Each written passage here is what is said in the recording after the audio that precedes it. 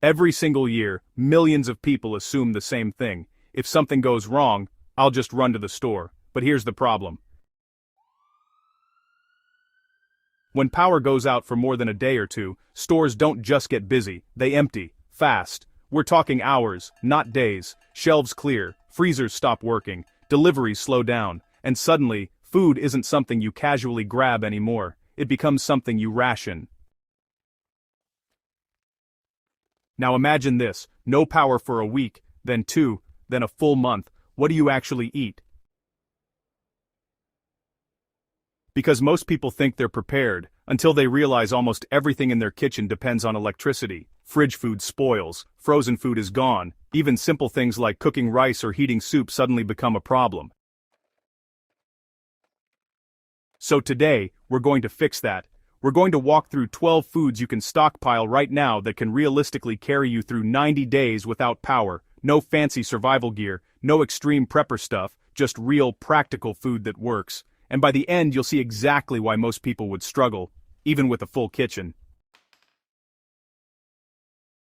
Let's start with one of the most powerful survival foods there is. Peanut butter. It doesn't look impressive, but this is one of the most calorie-dense foods you can store. 1 spoon gives you fats, protein, and energy almost instantly. No cooking, no prep, no refrigeration. And in a situation where food is limited, calories matter more than variety. That's something most people don't think about. They stock meals, but in reality, you're trying to sustain energy. Peanut butter does that better than most foods in your house. Now, add protein. Because calories alone aren't enough. That's where tuna and salmon come in. Cans or pouches both work, but pouches are easier since they don't need a can opener. They last a long time, they're ready to eat, and they give your body what it actually needs to stay functioning. Without protein, your energy drops faster than you expect, and in a long situation, that becomes a real problem.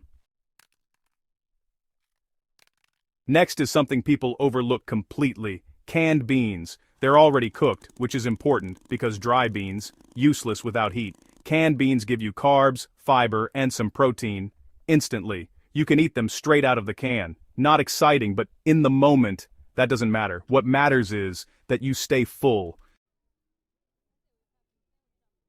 Now here's something simple, but extremely effective. Tortillas, not bread. Bread goes bad quickly.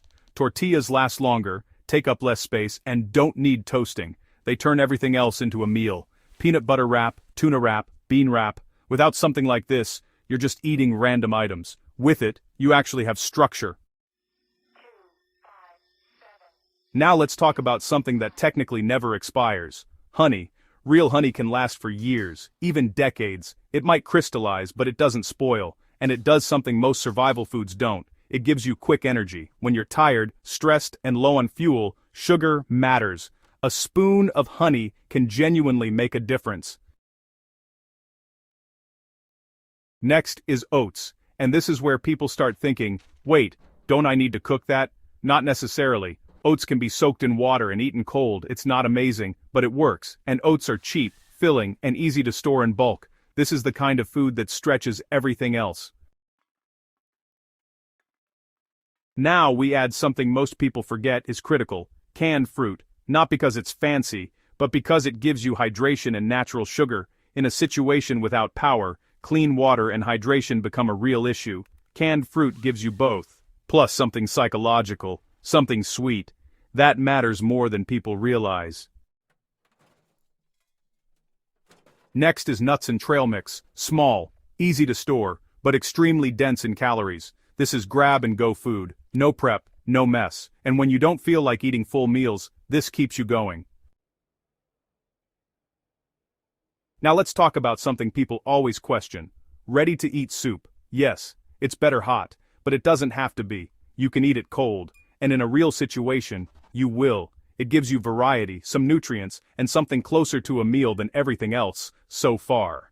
That matters for morale. Because eating the same thing over and over drains you mentally.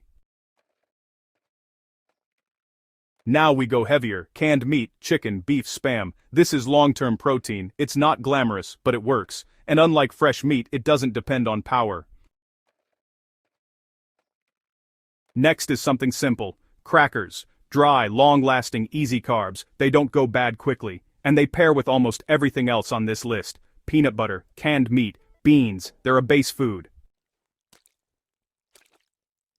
Finally, nutrition bars. These are controlled, compact energy. You don't overeat them, you don't need to prepare anything, and they're easy to ration, which becomes very important over 90 days. Now here's the part most people don't think about. It's not just what you store, it's how long it actually lasts. Because if you're not paying attention, you'll burn through your food way faster than you expect. That's why this list works. It's balanced. Protein, carbs, fats, quick energy, long-lasting items. Everything here has a role. But there's one more thing, and honestly, this is where most people fail. They stockpile randomly. They buy what looks good, what feels like a lot, but when you actually break it down, they don't have enough calories, or they rely too much on foods that need cooking, or, they forget about balance completely. So here's the simple way to think about it. If you lost power tomorrow, could you eat for a week without cooking, without refrigeration, without relying on anything outside your home? Most people can't, not even close. And that's why videos like this matter.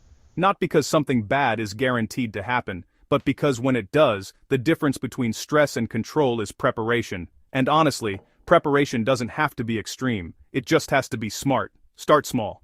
Pick a few of these, build slowly, and over time, you'll realize something. You're not just stockpiling food, you're building flexibility, security, peace of mind.